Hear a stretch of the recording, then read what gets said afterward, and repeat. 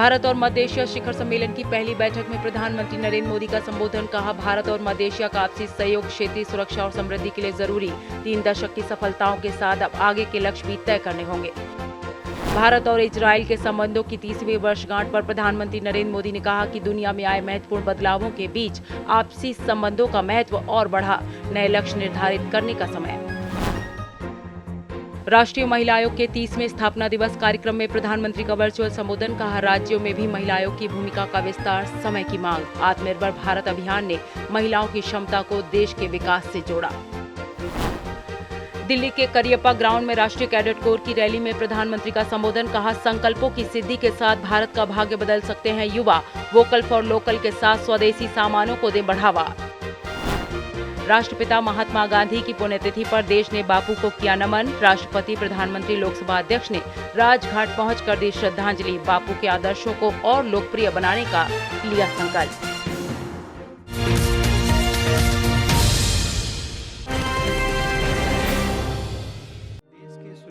राष्ट्रपति रामनाथ कोविंद ने संसद के दोनों सदनों को संबोधित करते हुए सरकार के कार्यों का जिक्र किया। सत्र को लेकर उपराष्ट्रपति एम वेंकैया नायडू ने वर्चुअल माध्यम से सभी दलों के साथ बैठक की। 31 जनवरी को लोकसभा बिजनेस एडवाइजरी कमेटी की बैठक हुई। लोकसभा अध्यक्ष ने कहा कि बैठक में सभी विषयों पर विस्तार से चर्चा हुई। साथ ही सभी दलों के नेताओं ने आश्वस्त किया कि वो राष्ट्रपति के अभिभाषण और बजट पर चर्चा में सक्रियता से भाग लेंगे। सभी दलों के नेता ने आश्वस्त किया है इस बजट के महत्वपूर्ण सत्र में सब सदन की कार्रवाई चलाने में सहयोग करेंगे। लोकसभा अध्यक्ष ने भरोसा जताया कि बजट सत्र के दौरान देशवासियों से जुड़े हर विषय पर स्वस्थ, सार्थक और सकारात्मक चर्चा होगी। साथ ही सभी दलों के सहयोग से सदन को उत्पादकता के लिहाज से सफल बनाने में कामयाब होंगे। प्रधानमंत्री नरेंद्र मोदी ने वीडियो कॉन्फ्रेंसिंग के जरिए 30वें राष्ट्रीय महिला आयोग के स्थापना दिवस कार्यक्रम में हिस्सा लिया। इस दौरान प्रधानमंत्री मोदी ने कहा कि महिलाओं की भूमिका हमारे हर क्षेत्र में है और हर महिला को पुरानी सोच बदलकर महिलाओं को लेकर नई सोच अपनानी होगी। कार्यक्रम के दौरान प्रधानमंत्री मोदी ने कहा कि महिलाओं की भूमिका हर क्षेत्र में है और हर महिला को पुरानी सोच बदलनी होगी। प्रधानमंत्री ने कहा कि कम उम्र में शादी बेटियों की पढ़ाई और करियर में बाधा न बने, इसके लिए बेटियों के विवाह की उम्र 21 साल करने का निर्णय लिया गया। प्रधानमंत्री ने कहा कि बदलते हुए भारत में महिलाओं की भूमिका का निरंतर विस्तार हो रहा है, इसीलिए राष्ट्रीय महिला आयोग की भूमिका का भी विस्तार आज समय की मांग है।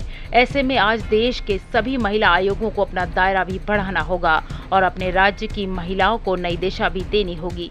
आज एक नए भारत का संकल्प हमारे सामने है और आज देश सबका साथ, सबका विश्वास और सबका विकास के मूल पर चल रहा है।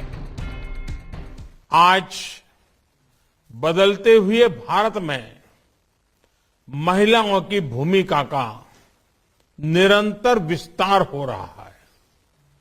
इसलिए राष्ट्रीय महिला आयोग की भूमिका का विस्तार भी आज समय की मांग है। ऐसे में आज देश के सभी महिला आयोगों को अपना दायरा भी बढ़ाना होगा और अपने राज्य की महिलाओं को नई दिशा भी देनी होगी। साथियों, आज आजादी के अमृत महोत्सव में एक नए भारत का संकल्प हमारे सामने है। आज देश सबका साथ, सबका विकास, सबका विश्वास और सबका प्रयास के मंत्र पर काम कर रहा है। पहले महिलाओं के स्किल्स को घरेलू कामकाज ही मान लिया जाता था। देश की अर्थव्यवस्था को आगे बढ़ाने के लिए इस पुरानी सोच को अब बदला जा रहा है। मेक इन इंडिया आज यही काम कर रहा है। आत्मनिर्भर भारत अभियान भी महिलाओं की इसी क्षमता को देश के विकास के साथ जोड़कर देख रहा है। पुरानी सोच वालों ने महिलाओं के स्किल्स को घरेलू कामकाज का ही विषय मान लिया था। देश की अर्थव्यवस्था को आगे बढ़ाने के लिए इस पुरानी सोच को बदलना जरूरी है।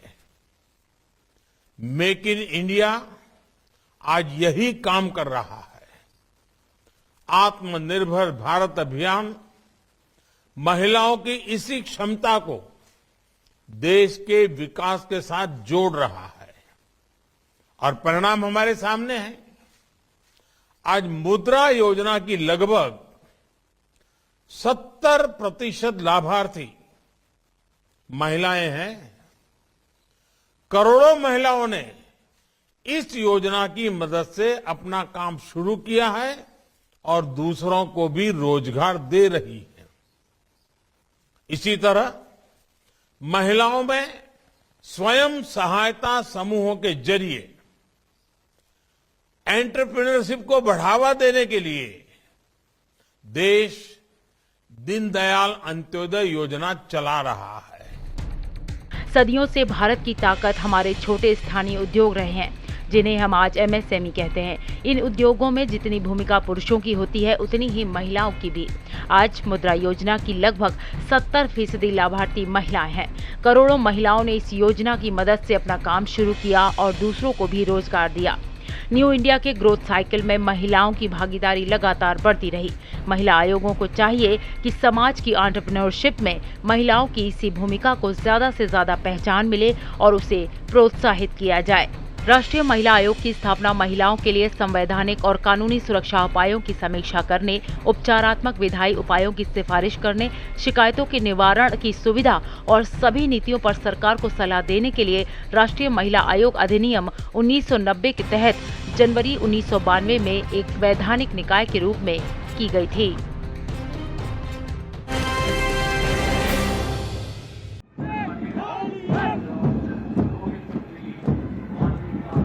प्रधानमंत्री नरेंद्र मोदी ने दिल्ली के करियप्पा ग्राउंड में राष्ट्रीय कैडेट कोर एनसीसी की रैली को संबोधित किया। प्रधानमंत्री नरेंद्र मोदी ने कहा कि देश अपनी आजादी का अमृत महोत्सव मना रहा है। युवा देश इस तरह के ऐतिहासिक उत्सव का साक्षी बनता है तो उसके उत्सव में अलग ही उत्साह देखने को मिलता है। देश अपनी आजादी का अमृत महोत्सव मना रहा है और जब एक युवा देश इस तरह के किसी ऐतिहासिक अवसर का साक्षी बनता है तो उसके उत्सव में एक अलग ही उत्साह दिखता है। यही उत्साह मैं अभी करियप्पा ग्राउंड में भी देख रहा था। ये भारत की उस युवा शक्ति के दर्शन है जो हमारे संकल्पों को पूरा करेगी। प्रधानमंत्री ने कहा कि आज इस समय जितने भी युवक युवतियां एनसीसी में हैं, एनएसएस में हैं, उनमें से ज्यादातर इस शताब्दी में ही पैदा हुए हैं, जिनको भारत को 2047 तक अपने लक्ष्य तक लेकर जाना है। इसीलिए सभी की कोशिशें, संकल्प और उन संकल्पों की सिद्धि भारत की सिद्धि होगी, भारत की सफलता होगी। आज इस समय जितने भी युवक युवतियां एनसीसी में है, एनएसएस में है, उसमें से ज्यादातर इस शताब्दी में ही पैदा हुए हैं। आपको ही भारत को 2047 तक बड़े आन बान शान के साथ लेकर जाना है। इसलिए आपकी कोशिश है, आपके संकल्प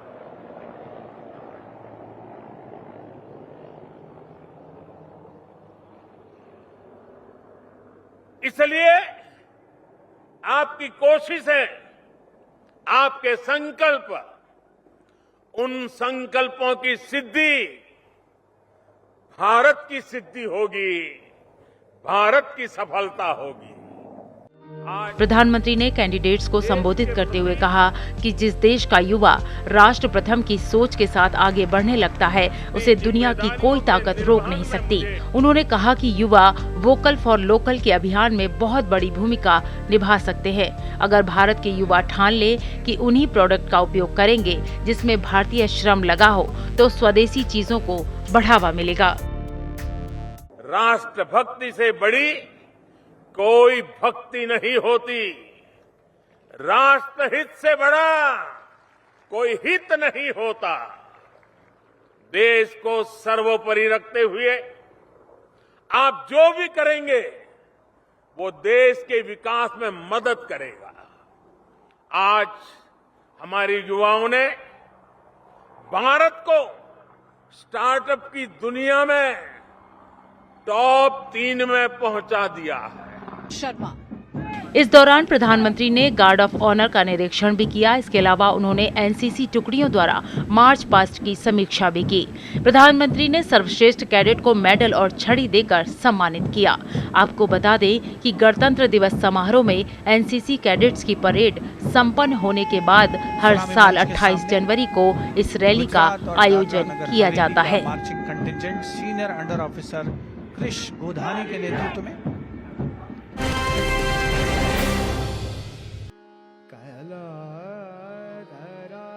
प्रधानमंत्री नरेंद्र मोदी ने पंडित जसराज कल्चरल फाउंडेशन का शुभारंभ किया। प्रधानमंत्री ने वर्चुअल माध्यम से उद्घाटन करते हुए कहा कि देश में संगीत को समर्पित करने वाले स्टार्टअप तैयार किए जाएं, ताकि वैश्वीकरण के दौर में संगीत को भी वैश्विक पहचान मिल सके। हमारे ऋषियों ने स्वर और नाद को लेकर जितना व्यापक ज्ञान दिया है वो अपने आप में अद्भुत है। हमारे संस्कृत ग्रंथों में लिखा है, नाद रूपः स्मृतो ब्रह्मा, नाद रूपो जनार्दन, नाद रूपः पाराशक्ति, नाद रूपो महेश्वर।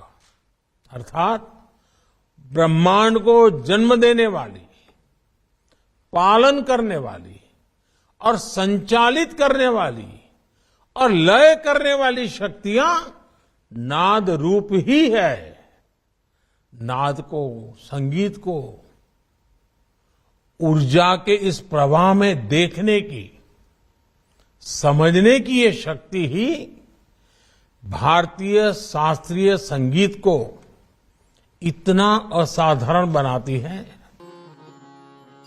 प्रधानमंत्री नरेंद्र मोदी ने पंडित जसराज के साथ बिताए गए समय को याद करते हुए कहा कि हमें संगीत के साथ साथ भारत की राष्ट्रीय विरासत, कला और संस्कृति की रक्षा भी करनी होगी और इसका विकास करना होगा। संगीत के क्षेत्र में शिक्षा और शोध को, इसको भी आप लोग इस फाउंडेशन के जरिए आगे बढ़ाने का काम सोच रहे हैं।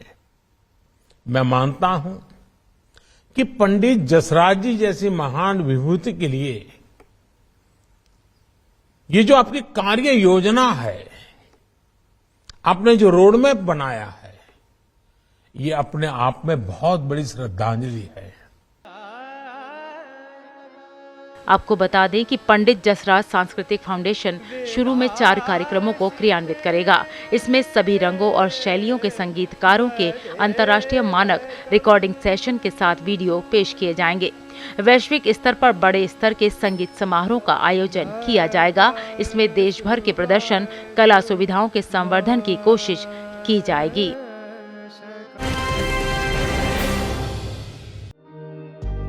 प्रधानमंत्री नरेंद्र मोदी ने डिजिटल माध्यम से पहले भारत मध्य एशिया शिखर सम्मेलन की मेजबानी की।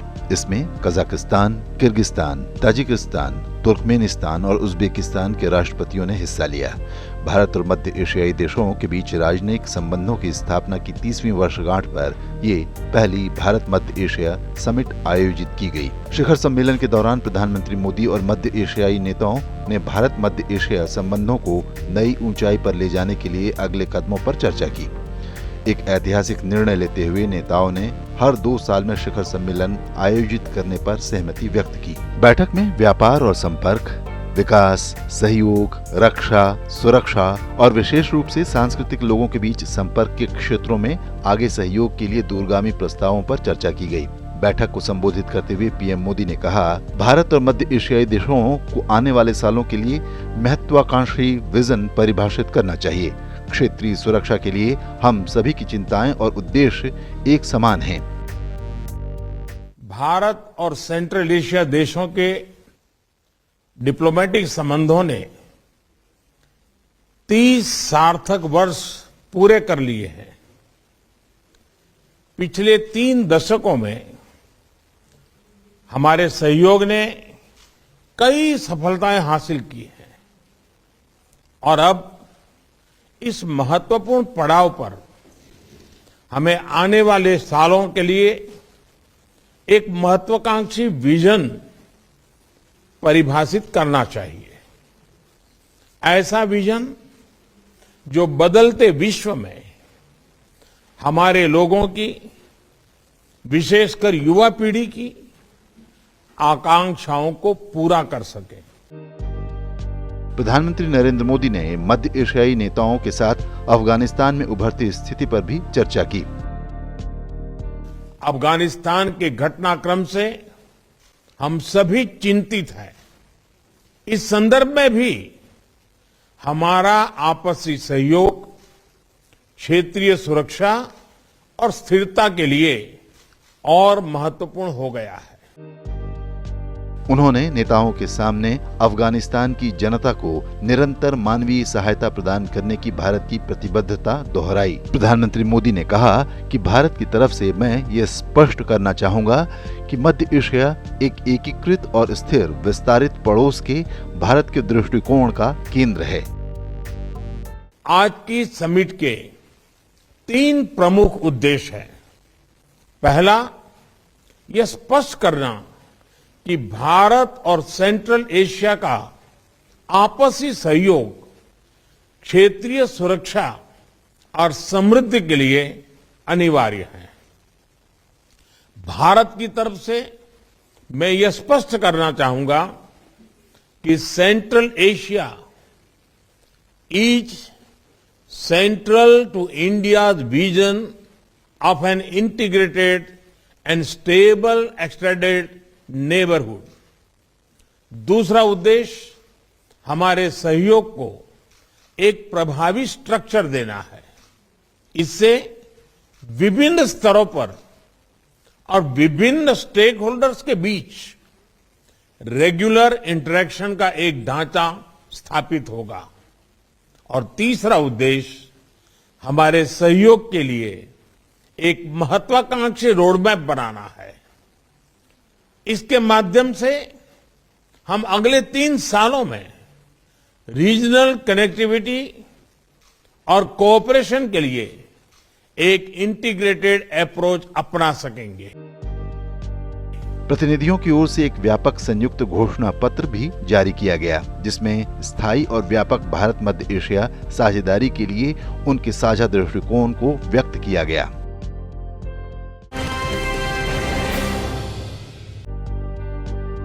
भारत और इजराइल के बीच कूटनीतिक रिश्तों के 30 साल पूरे हो गए। 29 जनवरी 1992 को दोनों देशों के संबंधों में एक नए अध्याय की शुरुआत तब हुई जब भारत ने इजराइल को पूर्ण मान्यता देते हुए अपना दूतावास खोला था। भले ही ये अध्याय नया था, लेकिन दोनों देशों का इतिहास बहुत पुराना है। दोनों देशों के बीच सदियों से घनिष्ठ नाता रहा है। प्रधानमंत्री नरेंद्र मोदी ने इस खास दिन पर अपने संबोधन में कहा कि सैकड़ों वर्षों से हमारा यहूदी समुदाय भारतीय समाज में बिना किसी भेदभाव के सौहार्दपूर्ण वातावरण में रहा है। उसने हमारी विकास यात्रा में महत्वपूर्ण योगदान दिया है। 30 साल पहले आज ही के दिन हमारे बीच डिप्लोमेटिक रिलेशंस पूर्ण रूप से स्थापित हुए थे। दोनों देशों के बीच एक नए अध्याय की शुरुआत हुई थी। भले ही यह अध्याय नया था, लेकिन हमारे दोनों देशों का इतिहास बहुत पुराना है। हमारे लोगों के बीच सदियों से घनिष्ठ नाता रहा है। जैसा कि भारत का मूल स्वभाव है, सैकड़ों वर्षों से हमारा यहूदी समुदाय भारतीय समाज में बिना किसी भेदभाव के एक सौहार्दपूर्ण वातावरण में रहा है और पनपा है। उसने हमारी विकास यात्रा में महत्वपूर्ण योगदान दिया है। आज जब दुनिया में महत्वपूर्ण परिवर्तन हो रहे हैं, भारत इजरायल संबंधों का महत्व और बढ़ गया है। आज जब दुनिया में महत्वपूर्ण परिवर्तन हो रहे हैं, तो भारत और इजरायल संबंधों का महत्व और बढ़ गया है।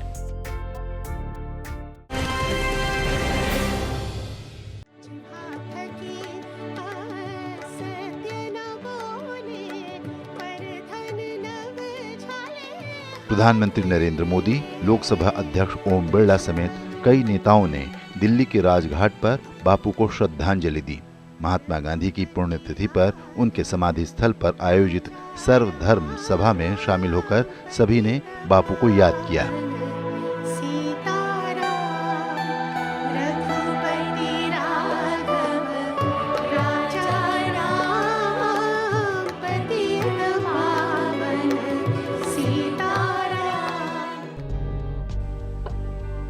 राष्ट्रपति ने उन्हें याद करते हुए कहा कि आजादी की लड़ाई में बापू के नेतृत्व में देश की चेतना का प्रतीक रही खादी एक बार फिर छोटे उद्यमियों का संबल बन रही है। सरकार के प्रयासों से 2014 की तुलना में देश में खादी की बिक्री 3 गुना बढ़ी है। प्रधानमंत्री नरेंद्र मोदी ने कहा कि महात्मा गांधी के आदर्श विचारों को और अधिक लोकप्रिय बनाने का हमारा सामूहिक प्रयास है। उपराष्ट्रपति एम वेंकैया नायडू ने ट्वीट किया, आज महात्मा गांधी जी की पुण्यतिथि पर राष्ट्रपिता की पावन स्मृति को सादर प्रणाम करता हूं, जिन्होंने हमारे स्वाधीनता आंदोलन को सत्य और अहिंसा का नैतिक आधार प्रदान किया। प्रधानमंत्री ने ट्वीट करते हुए कहा, बापू को उनके पुण्यतिथि पर याद कर रहा हूं। उनके महान आदर्शों को और लोकप्रिय बनाने का हमारा सामूहिक प्रयास है। आज शहीद दिवस पर उन सभी महान लोगों को श्रद्धांजलि अर्पित करते हैं जिन्होंने साहसपूर्वक हमारे देश की रक्षा की। उनकी सेवा और बहादुरी को हमेशा याद किया जाएगा। लोकसभा अध्यक्ष ओम बिरला ने उन्हें याद करते हुए ट्वीट किया कि राष्ट्रपिता महात्मा गांधी की पुण्यतिथि पर कृतज्ञ राष्ट्र उन्हें श्रद्धा सुमन अर्पित करता है। सत्य, अहिंसा, प्रेम, सद्भाव और सत्याग्रह के उनके विचारों ने मानवता को प्रभावित किया।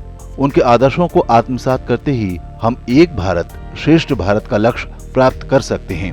महात्मा गांधी जी ने हर भारतीय के हृदय में स्वदेशी, स्वभाषा और स्वराज की अलख जगाई। उनके विचार और आदर्श सदैव हर भारतवासी को राष्ट्र सेवा के लिए प्रेरित करते रहेंगे। लोकसभा अध्यक्ष ओम बिरला ने पंजाब केसरी लाला लाजपत राय जी की जयंती पर संसद के केंद्रीय कक्ष में श्रद्धा सुमन अर्पित किए। सामाजिक और राजनीतिक चेतना के संवाहक, स्वराज के महान उपासक लाला लाजपत राय को नमन करते हुए लोकसभा अध्यक्ष ने कहा कि भारत की आजादी के लिए उन्होंने अपना जीवन समर्पित किया था।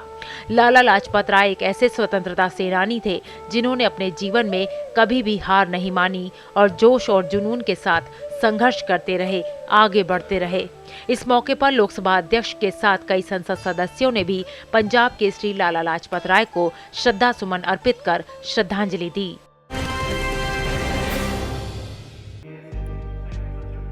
लोकतंत्र में संसदीय समितियों का अहम स्थान है।